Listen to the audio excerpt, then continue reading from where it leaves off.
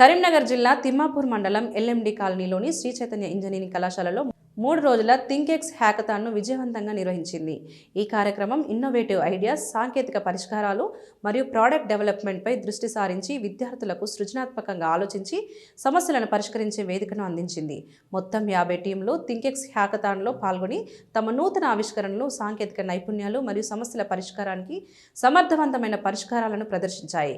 కళాశాల chairman M Ramesh Reddy మాట్లాడుతూ, సాంకేతిక పరిజ్ఞానం మాత్రమే కాదు, సృజనాత్మక ఆలోచనలు కూడా సమాజాన్ని, పరిశ్రమను ముందుకు నడిపే శక్తి. థింకెక్స్ వంటి వేదికల్లో పాల్గొని మీరు కొత్త ఆవిష్కరణలు చేయడానికి ఉపయోగపడుతుందని అన్నారు. ప్రతి సమస్యను ఒక అవకాశంగా మార్చి మీ ప్రతిభను ప్రపంచానికి చూపాలని అన్నారు.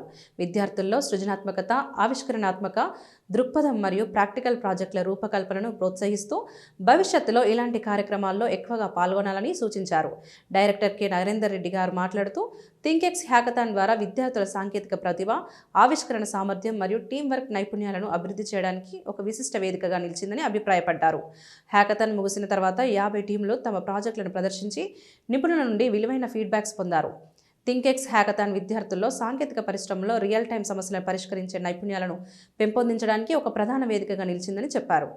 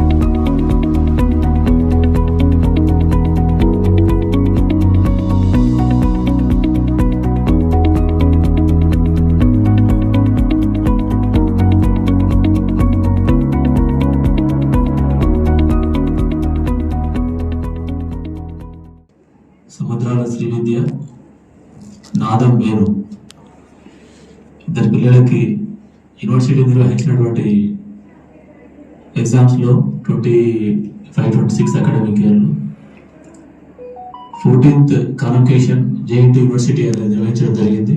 అందులో మా ఇద్దరు పిల్లలకి శ్రీవిద్య వచ్చేసి కంప్యూటర్ సైన్స్ డిపార్ట్మెంట్లో, అదేవిధంగా నాదం వేణు వచ్చేసి సివిల్ ఇంజనీరింగ్ డిపార్ట్మెంట్లో వాళ్ళకి గోల్డ్ మెడల్స్ రావడం జరిగింది.